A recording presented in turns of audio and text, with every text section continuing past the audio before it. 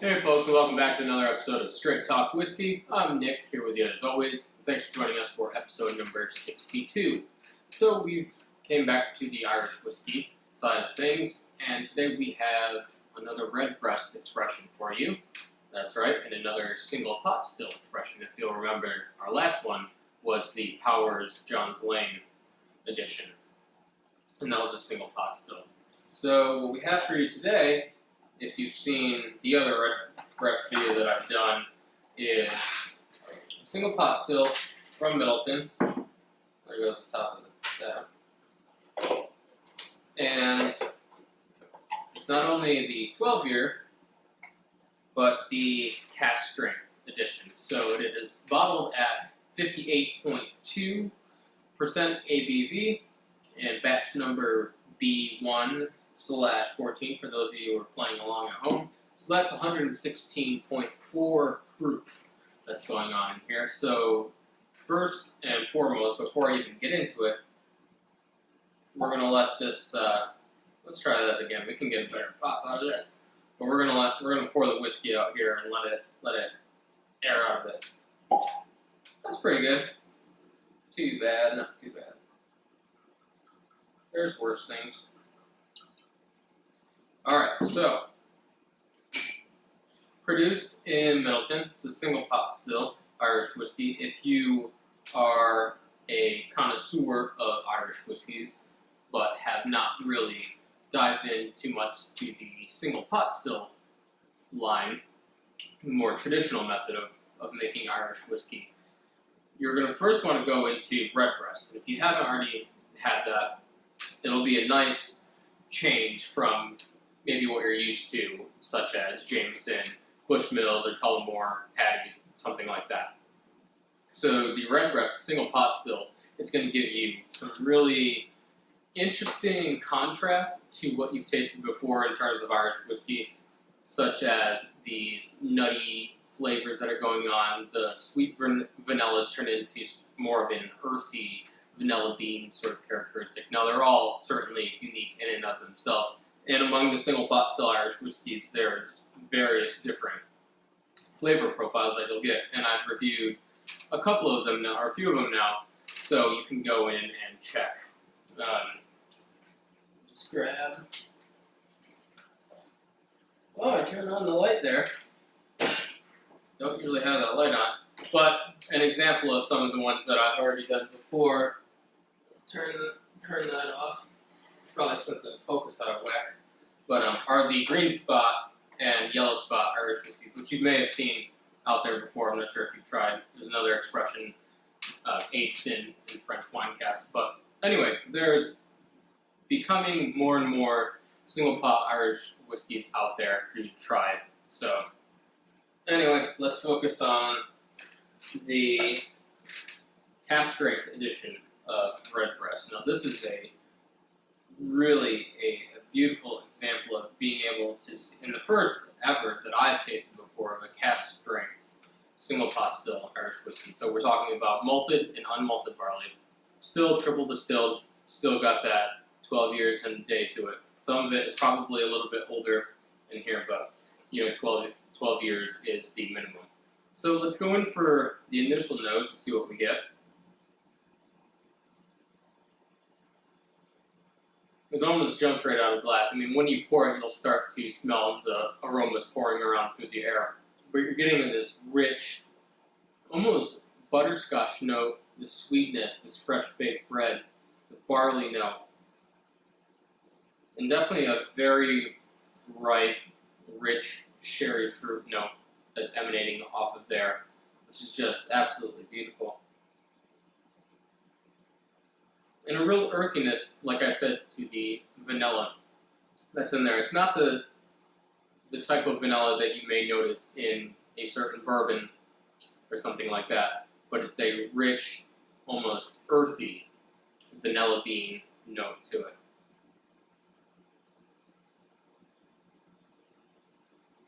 There's definitely a hint of spiciness in there, just real ruddy, rudimentary pepperiness to it. Really sort of prickles like the top of the nose there. If you look at the cask, you can tell if I were to pair this against something that had been aged in, let's say, a bourbon barrel or something like that, Irish whiskey, or even a Scotch or something like that that may not have been aged primarily in sherry cask, something that was, like I said, ex-bourbon, you'd notice a lighter color probably even after 12 years. But with this 12-year cask strength edition being aged in some of those sherry butts from, the beautiful region in Spain where they produce some of the finest sherry in the world, you get a nice, really rich ruby color to it, and that's sort of the signature of Redbreast, is you get that little glimmer of red glinting on there. So that's interesting in and of itself. So let's go in for the first taste. Now, just to caution you, if you don't normally, have a whiskey every couple of nights or a few times a week, or even a little bit more seldom than that, it's going to be a big, jarring experience if you're going to, take it at 58.2%. It's pretty high. Most standard level whiskeys, doesn't matter if it's Irish or not, tend to water it down to 40% or so only 80 proof. So what you're getting here, what did I say last time, 116.4 proof. So you got to be careful.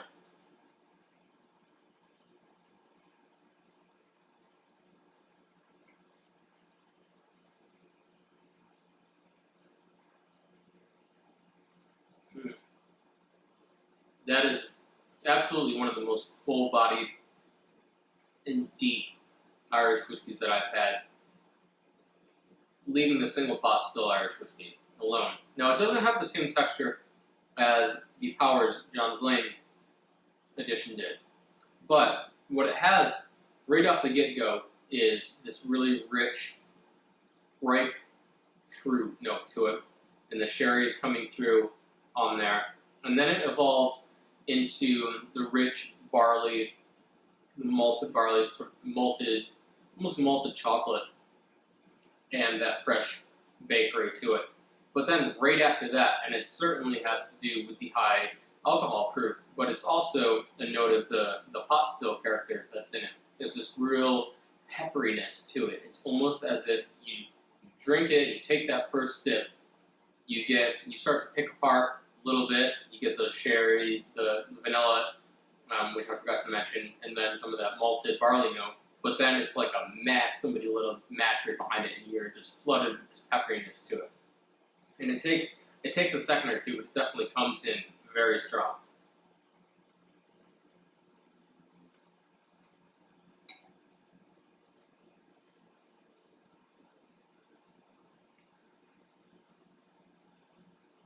Getting something like this, malted and unmalted barley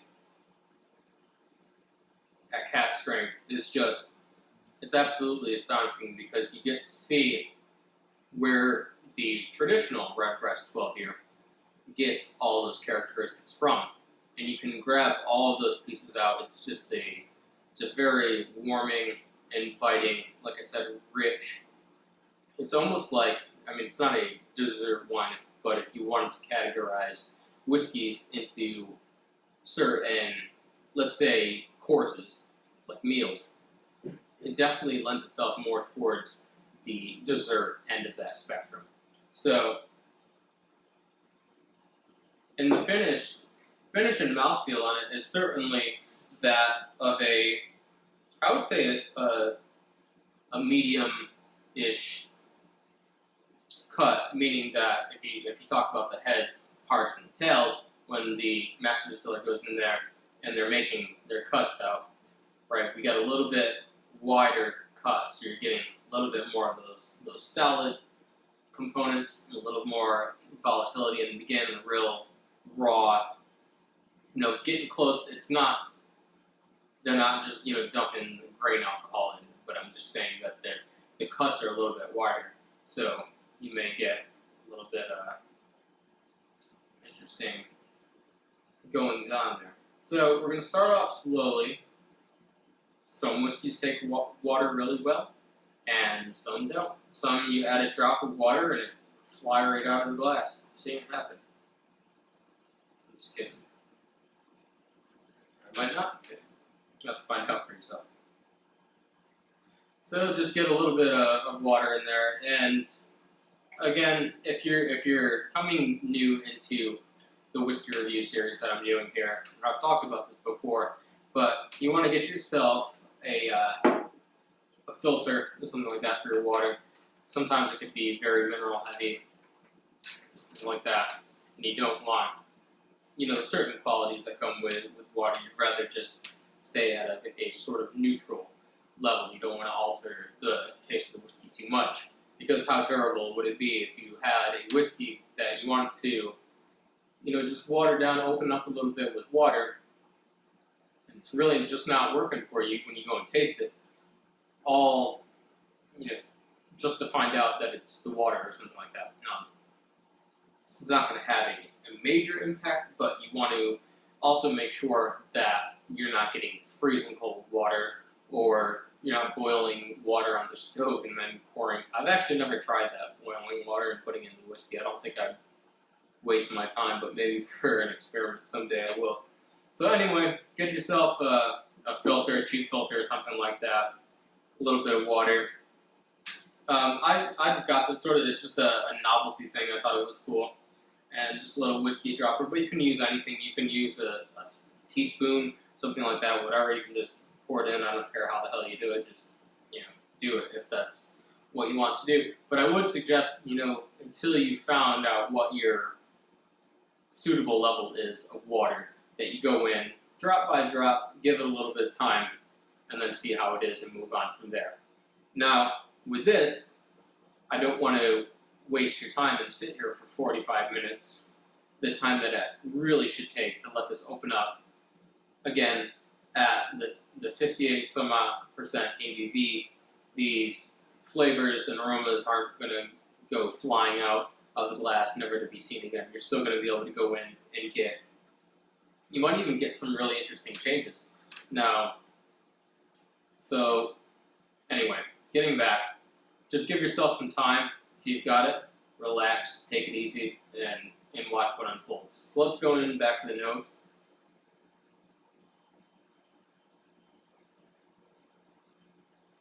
Interesting now, what I'm getting is a development into the nuttiness to it. And it's a really sort of spicy, I'm thinking fall, Thanksgiving, harvest time, of just some nice spices and nuttiness floating around.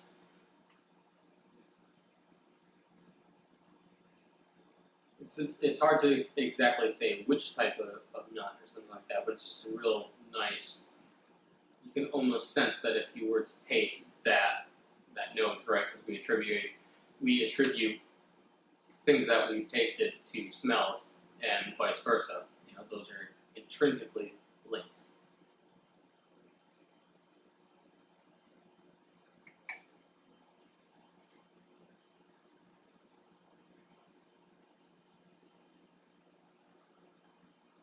Now, again, just a couple drops of water, nothing too harsh, not dropping huge, pours of water into it.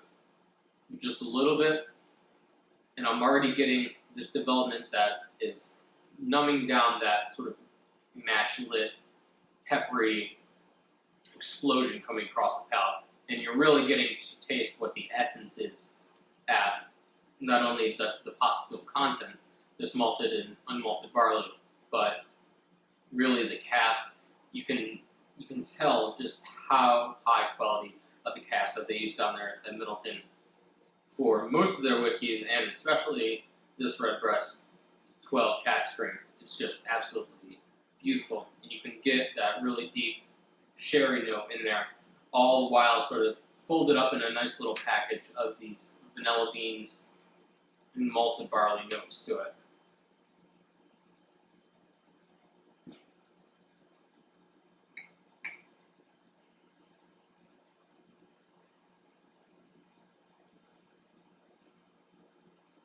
It really is sort of the pinnacle, in my opinion, of Irish whiskey, because you have such a complete package, such a depth of flavor, all bundled into one. it's not sort of you get one standout of a flavor profile. I'm not going to this because I just like the sherry influence on the whiskey. If I wanted to do that, I would probably go to some of Bushmills whiskeys because they have some really standout sherry whiskeys, really. And a lot of their single malts are just absolutely beautiful. But that's if I want to go that route. But if I want to go something that's a pot still, I'm getting a little bit more of that creamy texture. I'm getting a little bit more of that nuttiness, that raw spiciness that I like. But I also want a little bit of the sense of the malted barley. I still want some of that fresh baked bread, that 5 a.m. in the morning, first person there to the bakery type of smells. And also the sherry, you want a little bit of that too. This is sort of the perfect whiskey to go to, and to get it at cask strength, you sort of are driving your own ship as to what you take. So you can keep going like I'm going to do just to see, because I really haven't done this. I really haven't taken the time to figure this out entirely, how far I can go with it. But I'm also not trying to dilute it down to 40% ABV, because if I wanted to do that, I would just grab wherever it is off the shelf and have it that way. But this is sort of the advanced guide to Redbreast, really, is giving, it's almost like somebody who's just giving you part of the barrel, really. I mean, that's what they're doing, and the whiskey that's in it, and saying, decide for yourself.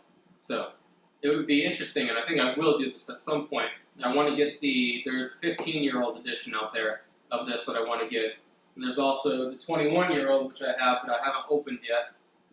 So once I get the 15-year-old, right, so once I get that, then I'll have the Redbreast 12 cask strength, the 15-year-old, and the 21-year-old. And there's two others out there that I'd like to get, but I don't think I'm going to be able to get my hands on them anytime soon. So they're not just freely floating around the shelves out here. So once I have those four, I want to do a comparative tasting. We'll do like a throwdown or something and taste all of those. And then at some point, I want to get maybe 2 or 3 more, and then we'll do a pot still Irish whiskey throwdown, which will be neat. But anyway, I want to add a little bit more, and we'll take one last pass of it, and then we'll let you go. And hopefully some of you out there have had this or are planning on getting it, because I would love to hear what you have to say. I think this is just absolutely phenomenal. And I can't really remember what the price was on it. I think I want to say it's around $80 or $90, but don't quote me on that. I'm not entirely sure the price was because I got it so long ago, and I've been trying to catch up on my reviews without, buying tons of bottles at this point. So anyway, let's note some last minute changes, and then we'll get you on your way.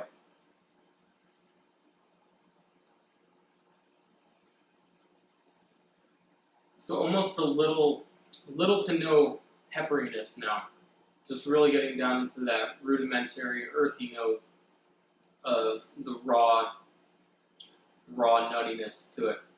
Now, one thing I do want to mention is this match lit pepperiness running through that I mentioned the first time, because I think it's important that I passed over it pretty briefly, read it off sort of as the alcohol content, but it's got a very striking similarity to some of the peated scotches that I've had in the past, specifically the Islay scotches, and even more specifically Ardbeg. Now, if you've had that before, you'll notice the peat, sort of brine-esque sea salt, ocean spray, that sort of note to the peat there. This is very similar in that pepperiness, which I thought was really interesting, because I've had Connemara and I've had Connemara cask strength. I've done videos on both of those, and they tend to lean more towards the sweeter notes. different side of Ireland anyway. But, so anyway, just trying to compare that pepperiness to the peat that I've gotten in some part bag single malt peated Scotch. So, anyway, let's get back on the nose and let's taste one last time.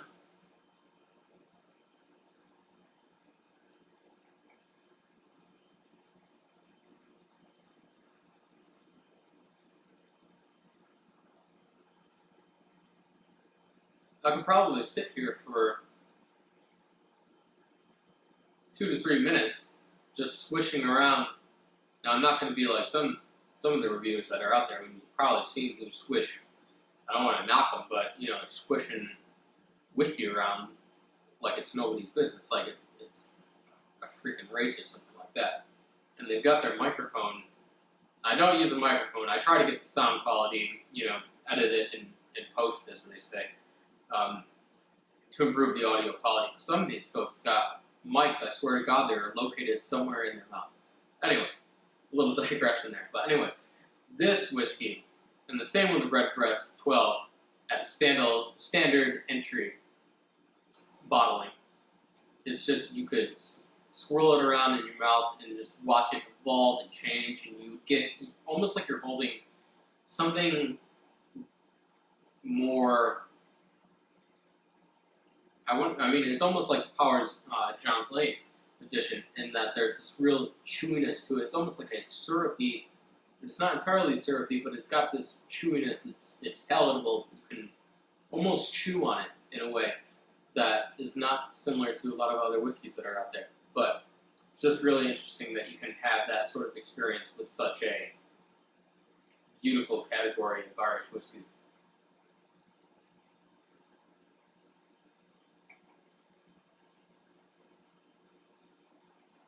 Starting to get into more of that traditional Redbreast that we all know and love. The pepperiness and that crazy on-fireness is starting to mellow down. All the flavors are mellowing out, certainly, but it's not a. We talked about the different flavor profiles, and it's not a, you know, one side is going down, we don't got any more of that, and it's just like the sherry or something like that, but it's all sort of coming down to a nice, even, not that it wasn't palatable before, but it's on a more even keel now. We're allowing it to give more time. We can experiment a little bit more without having the threat of that high alcohol content, you know, making us, you know, have to wash it down quick or something like that. But you can really, like I said, swish it around, that sort of thing, which is just wonderful. So anyway, I better put this back before I, you know, pour too many more of these and have to go out and spend another 80, 90 bottles on it, because it is worth buying if you do see it around. So let's go in for score. We're going to give, this is going to be interesting. Not really, but maybe for me it'll be interesting. But our first score of 96.5 out of 100. How many people you see doing that? Bet you we're the only ones out here for whiskey. And I'm just doing that because we've got the 15 and the 21 coming up. So you got to get a little bit of room to either go up or a lot of room to go down. Hopefully it doesn't go down. But anyway, that's about it for this time, episode number 62. I'm Nick. It's been a joy. Remember, if you're going to drink, drink responsibly, as always, and we'll see you next time.